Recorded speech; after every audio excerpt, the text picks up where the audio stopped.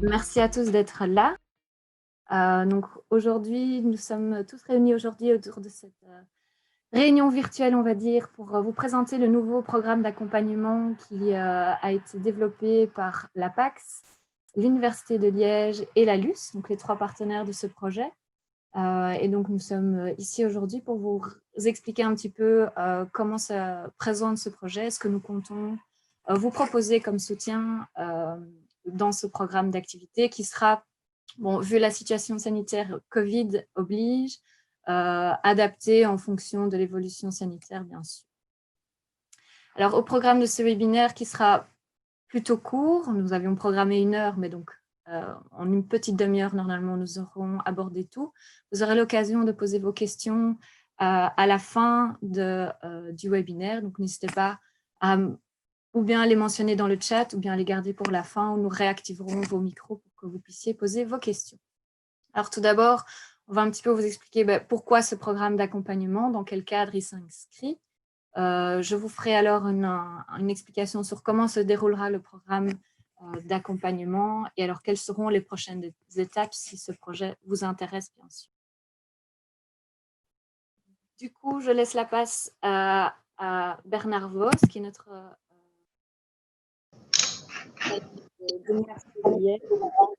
Oui, merci Laure. Bonjour à tous et toutes. Donc, comme elle l'a dit, donc je travaille au sein du département de santé publique à l'Université de Liège et je suis très heureux de lancer aujourd'hui ce programme en collaboration avec la PAX et avec la LUS.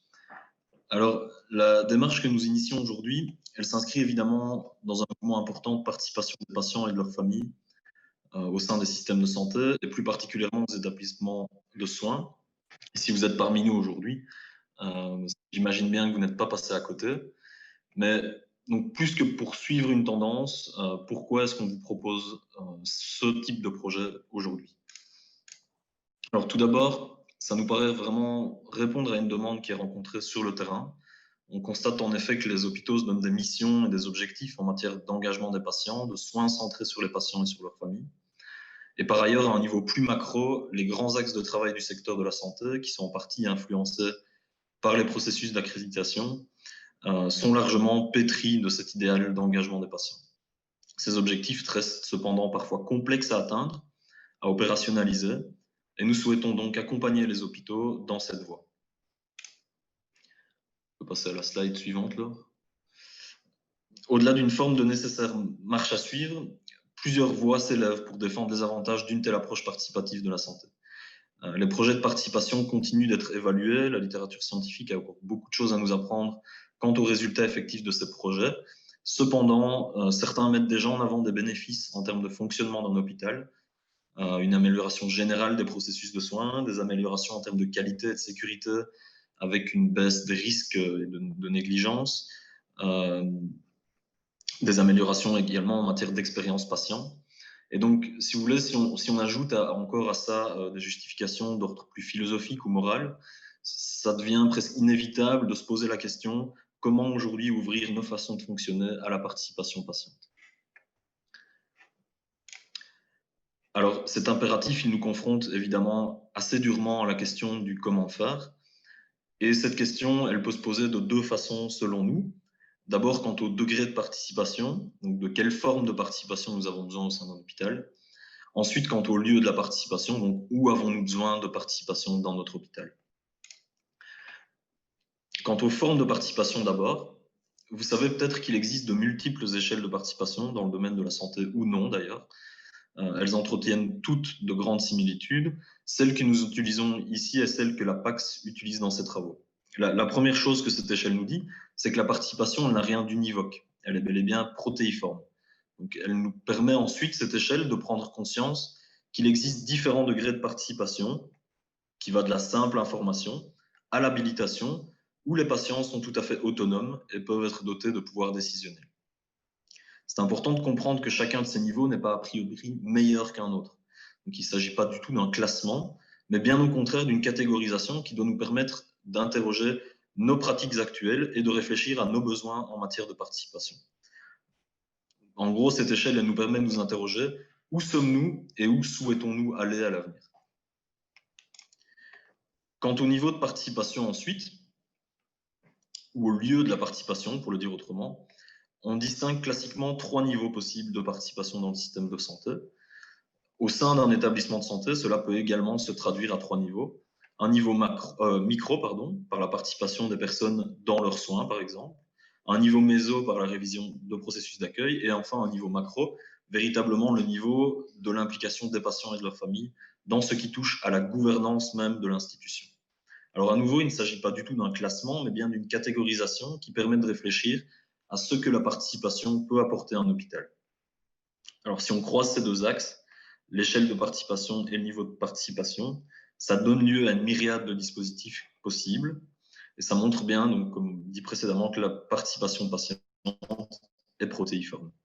Nous en venons maintenant à ce qui nous intéresse particulièrement aujourd'hui, le comité de patients.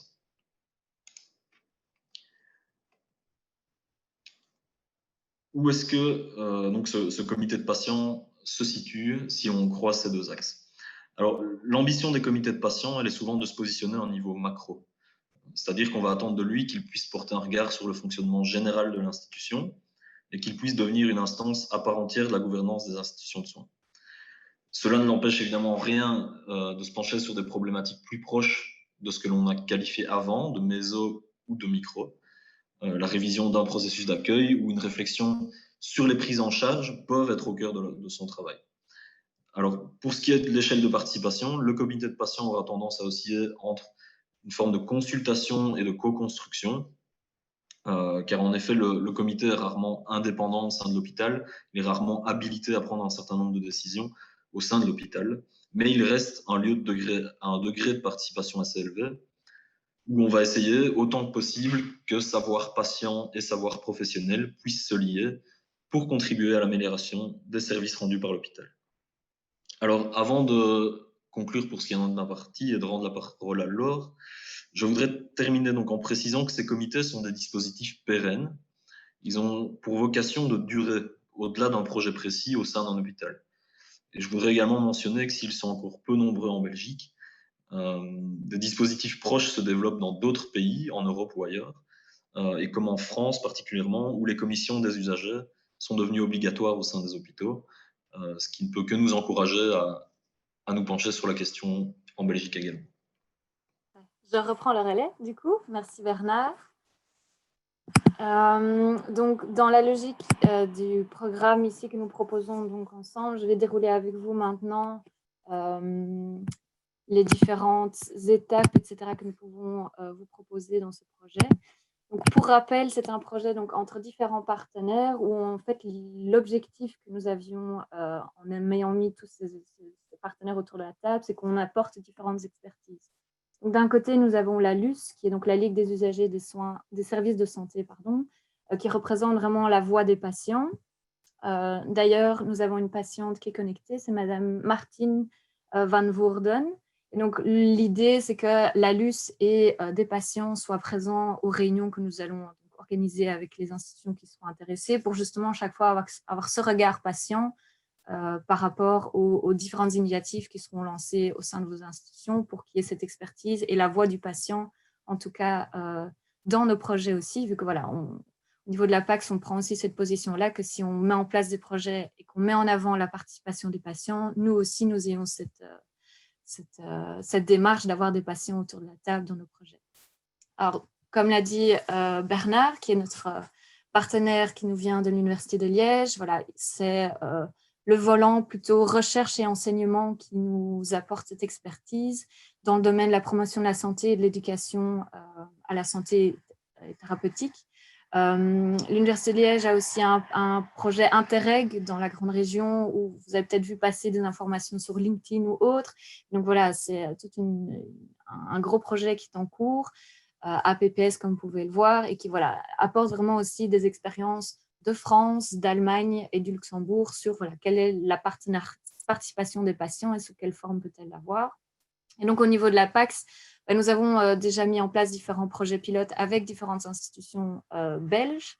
Nous faisons de la recherche de littérature, on met des outils à disposition, on essaye vraiment d'aller chercher, de mettre ensemble les institutions qui ont déjà pu mettre en place des initiatives similaires. Alors, l'objectif de ce programme d'accompagnement est de bien sûr mettre en œuvre et de développer des partenariats efficaces avec des patients, et ce, du coup, par le biais d'un comité patient. Donc, comme on l'a déjà mentionné, la participation des patients, ça se fait de différentes manières, à différents niveaux, et ça prend différentes formes. Donc, la forme qu'on vous propose ici dans ce projet est bien sûr un comité de patients. Le comité de patients, vous allez le voir dans les différents projets et réunions qu'on pourrait avoir au cours du programme, c'est que ça peut prendre différentes formes aussi au sein de différentes institutions. Une institution peut avoir un comité patient qui ne ressemble absolument pas au comité patient d'une autre institution. Il aura d'autres objectifs, d'autres missions. Voilà, l'objectif est de vraiment avoir un partenariat avec des patients et qui répond du coup aussi grandement à la demande d'accréditation, où voilà, le partenariat des patients prend quand même énormément de place ces derniers temps dans les nouvelles normes qui sont publiées. Alors, pour qui est ce programme de... C'est surtout pour les institutions hospitalières ayant le souhait de mettre en place un comité ou ayant déjà initié les premières étapes. Pour ceux qui auraient déjà un comité de patients, nous avons avec l'Université de Liège en parallèle une autre initiative en cours qui sont les rencontres intercomités, où là nous mettons autour de la table en fait les institutions belges qui ont déjà mis un comité de patients en place et qui souhaitent améliorer le fonctionnement ou justement partager des bonnes pratiques. Et c'est des éléments de ces rencontres intercomités que nous allons injecter en fait dans ce programme-ci, pour voilà, avoir vraiment un retour d'expérience et de pratiques belges par rapport aux lois, par rapport au remboursement des frais, par rapport au statut que peuvent avoir ces patients. Donc voilà, c'est vraiment essayer d'injecter ces expériences-là. Mais ce programme voilà, est destiné aux institutions hospitalières qui souhaitent vraiment se lancer dans la démarche, qui ont peut-être déjà eu un mandat ou qui ont déjà eu le go d'une direction pour lancer cette initiative et qui veut donc bénéficier de toutes les ressources et toutes les expertises que nous mettons ici à disposition.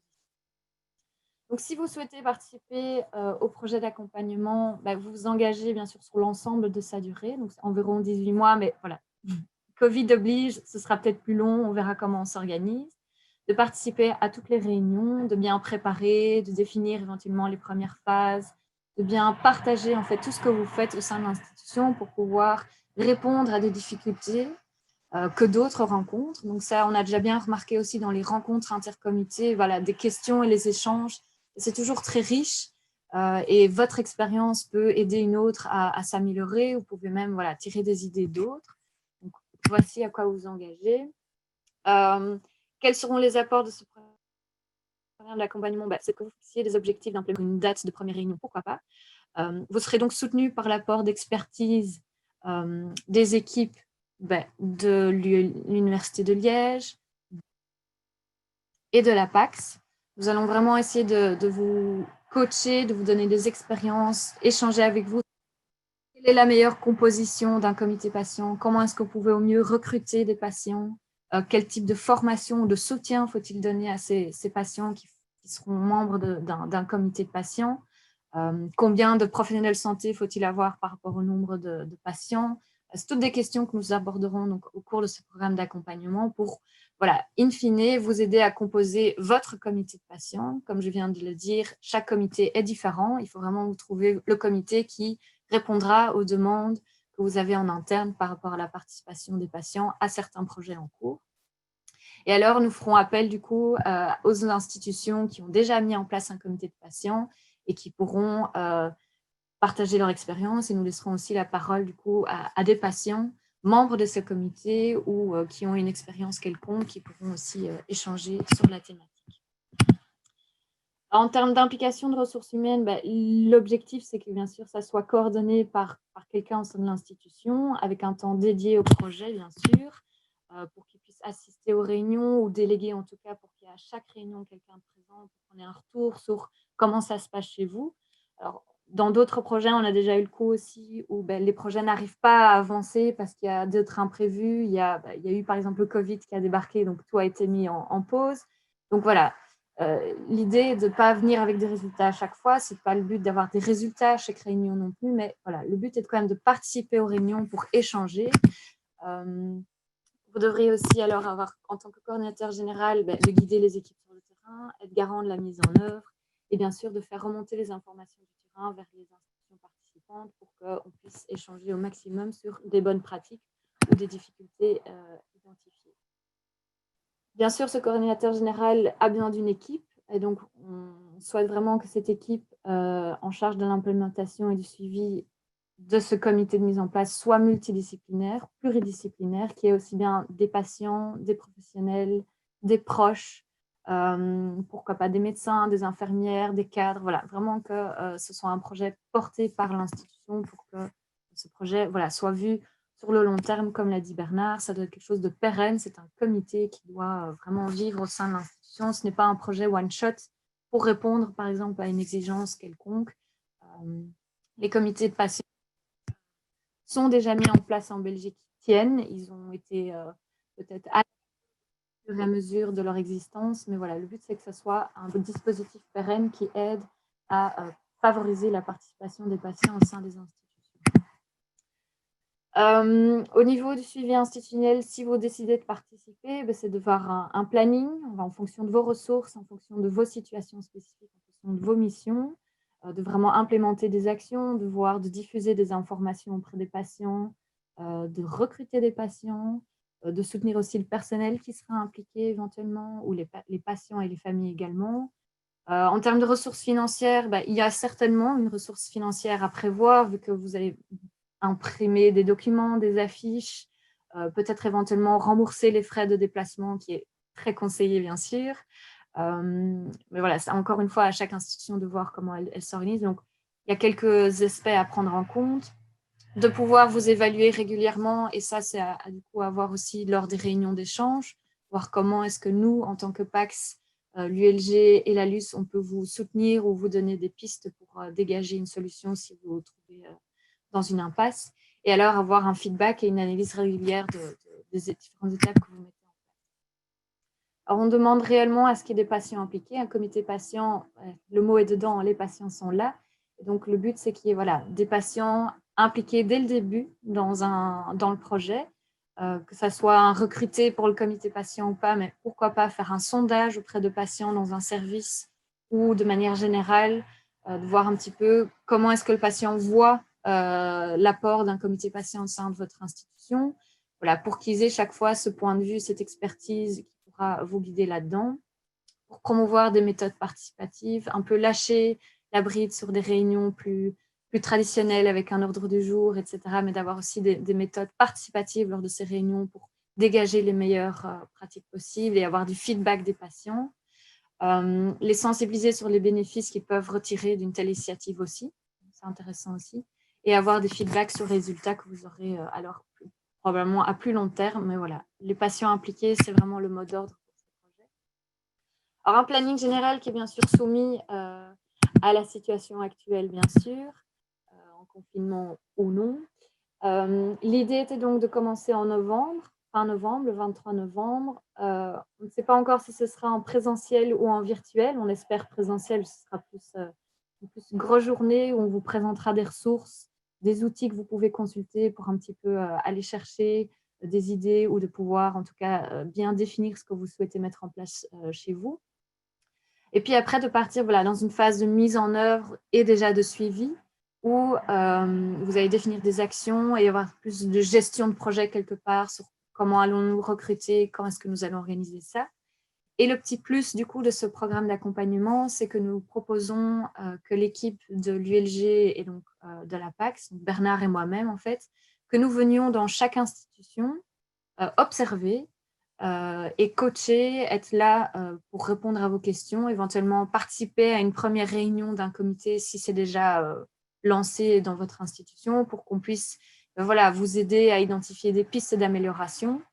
Et le but est de, bien sûr, reprendre tous ces feedbacks et ces retours lors de réunions d'échange régulières que nous aurons avec toutes les institutions présentes pour pouvoir échanger et donner du feedback pour apprendre l'un des autres et faire des partages d'expériences dans un esprit collaboratif pour vraiment tirer un maximum de ces échanges pour après avoir un projet qui se terminerait en 2022 avec ou bien plein de comités de patients qui auront été créés, ou bien voilà, des pistes de mise en place de comités patients déjà bien définies au sein des institutions. Un comité patient ne se créera pas d'un jour au lendemain, ça prend un certain temps. Voilà, ça peut aller vite aussi du moment que ça soit bien structuré dès le début. Comme je l'ai dit, ce coaching, c'est vraiment sous base d'observation. On n'est pas là pour faire le projet à votre place non plus. On vient vous soutenir et donner alors du feedback lors de réunions. A priori, ce sera une fois dans chaque institution ou plus s'il y a une demande bien spécifique. Ça peut aussi faire par téléphone, par virtuel par la suite. Mais donc ça, c'est quelque chose de nouveau, on va dire, par rapport au projet que nous avons pu déjà mener. Comme je le rappelle, vous pourrez poser vos questions par la suite. Donc, les prochaines étapes, c'est vous retrouver en fait toutes les informations sur notre site web, pax.be. L'appel à projet est disponible et donc la deadline pour notifier votre intérêt de participation est le 2 novembre. Il suffit de vous inscrire en fait à la première réunion et alors les informations suivront. Si vous avez des questions, ce sera surtout à Bernard que vous devrez vous adresser. Moi, je suis momentanément en congé maternité, mais je suis là pour vous aujourd'hui. Et vous avez aussi, en tout cas, maintenant l'occasion de poser toutes vos questions, que ce soit par chat ou par micro. Vous avez normalement la possibilité de réactiver vos micros, donc n'hésitez pas à poser vos questions. Je vous laisse un petit peu le temps de réagir. Si pas, merci en tout cas d'avoir participé à cette réunion de présentation. Je vois qu'il y a une question. Si Bernard veut encore ajouter quelque chose. Non, c'est bon pour moi, si ce n'est que je me réjouis de commencer ça. Je voulais juste rajouter encore, on n'a pas encore défini de nombre maximum d'institutions participatives et qui peuvent participer, pardon. On n'est que 2, donc c'est sûr que si on se retrouve avec une quinzaine d'institutions, ce sera peut-être plus difficile de se partager la tâche. Mais voilà, on est disponible à s'adapter et à travailler avec chacun d'une manière ou d'une autre. Voilà, donc si vous n'avez plus de questions, vous avez toujours l'occasion d'envoyer un email à moi ou à Bernard. Je suis mes mails aussi. N'hésitez pas. Et vous retrouvez de toute façon toutes les informations sur le site. Sur ce, merci beaucoup d'avoir participé.